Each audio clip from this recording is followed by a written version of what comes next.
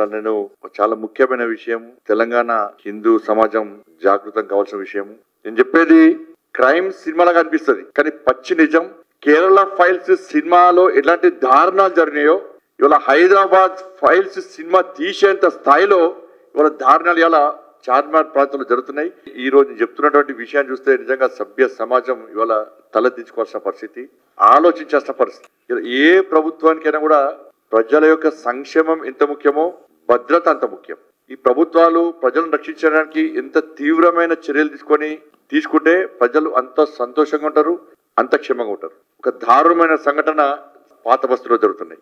Old సిటీలో చార్మినార్ ప్రాంతంలో పాత బస్తీలో కొన్ని స్కూల్స్, ముఖ్యంగా హిందువుల యొక్క స్కూల్స్, హిందూ అమ్మాయిలు ఎక్కువగా చదివే స్కూల్స్ కాలేజ్ టార్గెట్ చేసుకొని ముస్లిం యువకులకు సంబంధించి ఒక డ్రగ్స్ మూట అక్కడ మైనర్ అమ్మాయిలను 14, 15, 16 సంవత్సరాల యొక్క మైనర్ అమ్మాయిలను ట్రాప్ చేసి వాళ్ళ జీవితాలను సర్వనాశనం చేస్తున్నటువంటి దారుణ సంఘటనలు ఇవాళ ఈ చార్మినార్ ప్రాంతంలో జరుగుతున్నాయి. దీనికి అండాదండ ఎంఐఎం పార్టీ స్థానిక డివిజన్ నాయకుల నుంచి ఎంపీల వరకు అక్బరుద్దీన్ ఓవైసీ కానీ, అసదుద్దీన్ ఓవైసీ కానీ, వాళ్ళ శాసనసభ్యులు కానీ, వాళ్ళ నాయకుల యొక్క కనుసన్నల్లో ఇదంతా జరుగుతుంది. వాళ్ళ నాయకత్వంలో జరుగుతుంది, వాళ్ళ స్వీయ రక్షణలో ఇవంతా జరుగుతూ ఉన్నది. ముస్లిం అమ్మాయిలు ఎక్కువగా చదివే స్కూల్స్ టార్గెట్ కాదు, వాళ్ళంతా ప్రశాంతంగా చదువుకుంటున్నారు. వాళ్ళు చదువుకోవాలి, మాకు ఇబ్బంది లేదు అలా. కానీ ఎక్కడైతే హిందువుల యొక్క స్కూల్స్ ఉన్నాయో, హిందూ అమ్మాయిలు ఎక్కువగా ఉన్న స్కూల్స్ కాలేజెస్ ఉన్నాయో వాటిని టార్గెట్ చేస్తున్నారు. ఫస్ట్ ఒక అమ్మాయిని ట్రాప్ చేసి అమ్మాయిని ఒక ఫంక్షన్ పేరు మీద పిలిపించి, ఒక ముస్లిం అమ్మాయి బర్త్డే అని పిలిపించి ఆ అమ్మాయికి చాక్లెట్ ఇచ్చారు. తక్కువ డోస్ తో డ్రగ్స్ తో కూడా చాక్లెట్ ఇచ్చారు అమ్మాయికి. ఇది మెల్లమెల్లగా అమ్మాయికి ఆ డ్రగ్స్ డోస్ పెంచి అలవాటు చేసి ఆ అమ్మాయిని దాదాపు 6 రోజుల పాటు ఎత్తుకపోయారు. అమ్మాయిని ఇంకా తెలిసి ఏం చేస్తారో తెలుసు. 6 days తర్వాత ఆ అమ్మాయిని మళ్ళీ తీసుకొచ్చి పోలీస్ స్టేషన్ దగ్గర వదిలిపెట్టారు. ఎట్లా వదిలిపెట్టారంటే వాళ్ళ పేరెంట్స్ పోయి పోలీస్ కంప్లైంట్ ఇస్తే పోలీసులు పట్టించుకోలే, ఎఫ్ఐఆర్ చేస్తారు. లాస్ట్ 4 days తర్వాత వాడంతా వాడుకొని వచ్చి పోలీసు దగ్గర వదిలిపెట్టి పోతాడు. వదిలిపెట్టినాక ఏమైతుంది, పోలీసు వాళ్ళు ఏం చేస్తారంటే చేస్తే ఒక ఎఫ్ఐఆర్ చేస్తారు, దాని డ్రగ్స్ కేసు పెడతారు, ఫోక్సో కేసు పెడతారు, అన్ని పెడతారు. దానిలో వ్యక్తిని అరెస్ట్ చేయరు.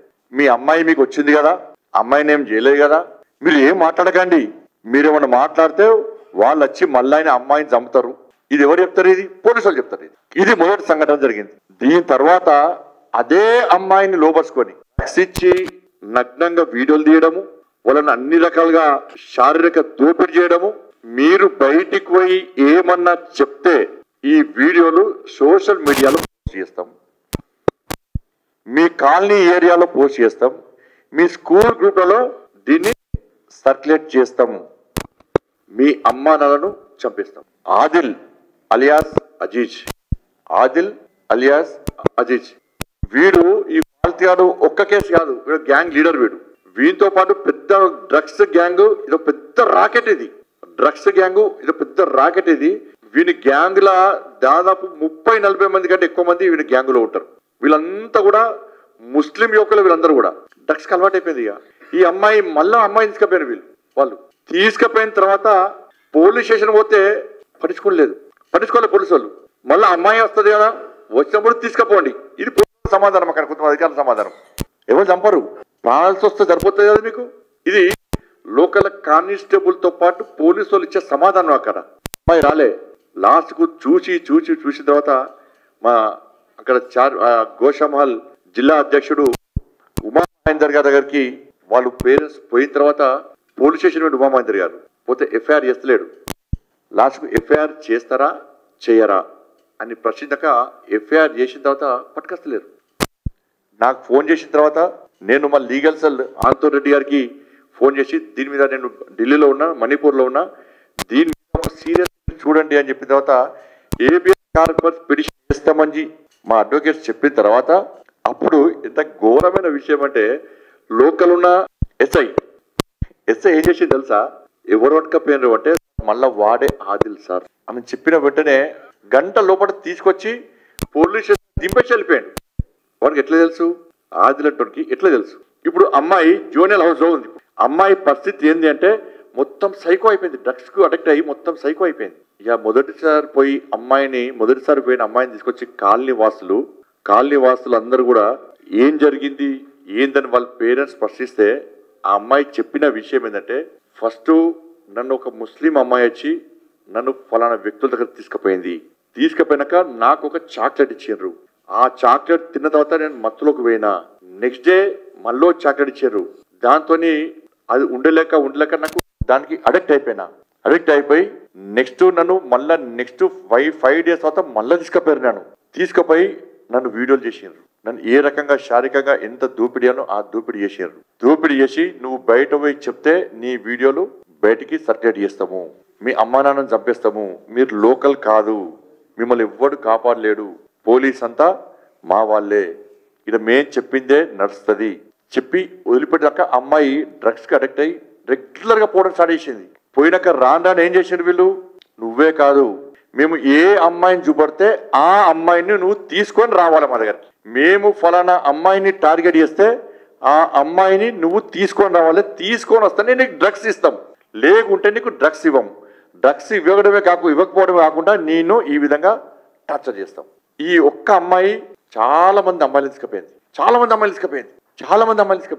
ఈ మొన్న వచ్చిన అమ్మాయిని తీసుకొచ్చి ప్రశ్నించిన తర్వాత ఆ అమ్మాయి దాదాపు 9 మంది అమ్మాయిల పేరు చెప్పింది.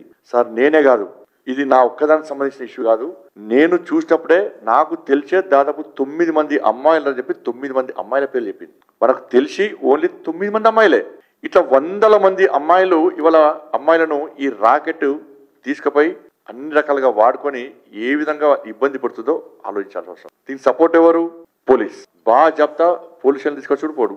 ఎఫ్ఐఆర్ లో ఇలా మేం చెప్తున్నాం, పేరెంట్స్ చెప్తున్నారు ఆదిల్ అలియాస్ అజీజ్ అని. ఏ ఎఫ్ఐఆర్ లో కూడా వాళ్ళ పేర్లు ఆదిల్ అలియాస్ అజీజ్ అని చెప్పి ఇక్కడ ఏ ఎఫ్ఐఆర్ పేరు లేదు. బాజాప్త అమ్మాయిల పేర్లు చెప్తున్నారు కానీ ఎఫ్ఐఆర్ లో ఏ ఒక్క వ్యక్తి పేరు లేదు. ఇన్ని సంఘటనలు జరిగితే ఎఫ్ఐఆర్ చేస్తున్నారు, ఎఫ్ఐఆర్ క్లోజ్ చేస్తున్నారు, ఒక్కరి మీద యాక్షన్ లేదు, ఒక్కరిని అరెస్ట్ చేయలే. ఒక పోలీస్ అధికారి అంటాడు ఇది కామన్, నీ ఇంట్లో నీ బిడ్డకో నీ చెల్లెకో అయితే కామన్ అనుకుంటాను. అందరు 16 సంవత్సరాల లోపమ్మాయిలు అందరూ కూడా దీని మీద వెంటనే ఒక టీం ఏర్పడేయాలి, నిజాయితీ గల్లా మంచి ఆఫీసర్ టీం వేసి నిష్పక్షపాతంగా దీని మీద విచారణ జరిపి ఈ రాకెట్ ఎవరు నడుపుతున్నాడు, ఎంతమంది దీనిలో సభ్యులు, దీనికి ఎవరు సపోర్ట్ చేస్తున్నారు, తెర వెనుక ఎవరున్నారు, దీనికి సపోర్ట్ చేసి ఇన్ని రోజులు పట్టించుకోకుండా ఆ ఫాల్తుగాళ్లకు సపోర్ట్ చేసిన పోలీస్ అధికారులు ఎవరు, కానిస్టేబుల్తో సహా అందరూ, వాళ్ళందరి మీద క్రిమినల్ కేసులు పెట్టి వాళ్ళని వెంటనే సస్పెండ్ చేసి అరెస్ట్ చేస్తే తప్ప ఈ సమస్యకు పరిష్కారం దొరకదు. ఇది మాకెందుకులే, పిల్లల ప్రాణాలు మాకు ముఖ్యం కాదు, ఆ మైనర్ అమ్మాయిల లైఫ్ మాకు అవసరం లేదు, వాళ్ళు ఏనని ఏమనయ్యని ఈ గుండాలు ఏం చేసినా మాకు అవసరం లేదు, మాకు ఓట్లు కావాలి, అధికారం కావాలి, పైసలు కావాలి, ఎంఏ పార్టీ సపోర్ట్ కావాలని మీరు అనుకుంటే భారతీయ జనతా పార్టీ రక్షక దళాలను ఏర్పడేస్తాం. మేము పాత బస్తీలో 100% రక్షక దళాలను ఏర్పడేస్తాం. ఈ రక్షక దళాలు నిరంతరం మా హిందూ అమ్మాయిలను కాపాడుకోవడం కోసం పక్కా ఏర్పడేస్తాం. ఇప్పుడే రామచంద్ర గారు మా రాష్ట్ర అధ్యక్షులు ఇప్పుడే బయట మాట్లాడిన విషయం అదే. లేదు పాత బస్తీలో రక్షక దళాలు ఏర్పాటు చేద్దామని చెప్పి రామచంద్రరావు గారే నాకు సలహా ఇచ్చారు, చేద్దామని చెప్పి. మేము రక్షక దళాలు ఏర్పాటు చేస్తే యుద్ధం మీకు మాకు స్టార్ట్ అవుతుంది. ఇది శాంతి భద్రత సమస్య వస్తే దానికి సాక్షాత్తు రాష్ట్ర ముఖ్యమంత్రి బాధ్యత వహించాల్సి వస్తుంది. మేము వట్టిగా చేతులు మూడ్చుకొని కూర్చుంటాం, మీకు అవకాశం ఇస్తున్నాం, మేము నిష్పక్షపాతంగా విచారణ జరుపుకుంటున్నాం, ఆ క్రిమినల్స్ మీద యాక్షన్ తీసుకోమంటున్నాం, పోలీసులను కూడా యాక్షన్ తీసుకొని అందరిని అరెస్ట్ చేయమంటున్నాం. మీరు కనుక చేయకుంటే గోరక్షకు సంబంధించి ఏ విధంగా దళాలు హిందూ వాహిని బజరంగ దళాలు వాళ్ళు హిందూ ధర్మ రక్షణ కోసం పనిచేస్తున్నారో పాత బస్తీతో సహా ఈ భాగ్యనగర్ లో రక్షక దళాలు మేము ఏర్పాటు చేస్తే మేము కూడా డ్రెస్ లేని పోలీసుగా మేము బాధ్యతను నిర్వహించు స్టార్ట్ చేస్తే అది శాంతి భద్రత సమస్యగా ఉత్పన్నమైతే దానికి రాష్ట్ర ముఖ్యమంత్రి బాధ్యత వహించాల్సి వస్తుంది. నేనేదో ఆవేశంతో రాజకీయ కోసం చెప్తలేను, బాధతో చెప్తున్నా, ఆవేశంతో చెప్తున్నా. ఇవాళ ఒక్క అమ్మాయి కాదు, 2 అమ్మాయిలు కాదు, 100 మంది అమ్మాయిల జీవితాలను నాశనం చేస్తే రాష్ట్ర ముఖ్యమంత్రి నీ ఇంటెలిజెన్స్ ఏమైంది నీ ఇంటెలిజెన్స్? చీమ చిట్టుకుమంటే ఇంటెలిజెన్స్ నీకు రిపోర్ట్ ఇవ్వాలి. పొద్దున ఏం జరుగుతుంది, ఈ పార్టీ ఏం చేస్తుండు, ఆ పార్టీ ఏం చేస్తుండో చెప్పడానికి కానీ ఇంటెలిజెన్స్. మీ కాంగ్రెస్ పార్టీ నాయకుల ఆస్తిపాస్తు సంపాదించుకోవాలి కానీ ఇంటెలిజెన్స్. ఇప్పుడు ఈ మంత్రి ఏం చేస్తుండు, ఆ మంత్రి ఏం చెప్పుకోవడానికి కానీ ఇంటెలిజెన్స్. ప్రజల రక్షణ గురించి ఇంటెలిజెన్స్ పనిచేయడా? వదిలిపెట్టారు పాత బస్తీని. నాతోని పాత బస్తీని కాపాడడం కాదు అని రాష్ట్ర ముఖ్యమంత్రి స్పష్టమైన చేయమని చెప్పండి. పాత బస్తీలు కేంద్ర బలగాలు పక్కా తీస్తాం హిందువులను కాపాడుకోవడం కోసం, బెంగాలీ హిందూ అమ్మాయిలను కాపాడుకోవడం కోసం, బెంగాలీ హిందూ కుటుంబాలను కాపాడుకోవడం కోసం ఇలా అమిత్ షా గారితో మాట్లాడతాం. కేంద్ర ప్రభుత్వం అంత నిర్ణయం తీసుకుంటుంది.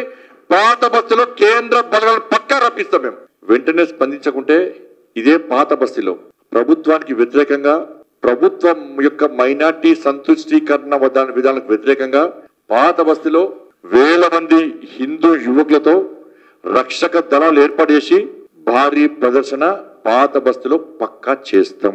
ఇది దేనికోసం అంటే భారతీయ జనతా పార్టీ బ్యానర్ మీద కాదు, పక్కా రక్షక దళాలు ఏర్పడేసి మేము కవాతు నిర్వహిస్తాం. పక్కా 100% పాత బస్తీలో కవాతు నిర్వహిస్తాం.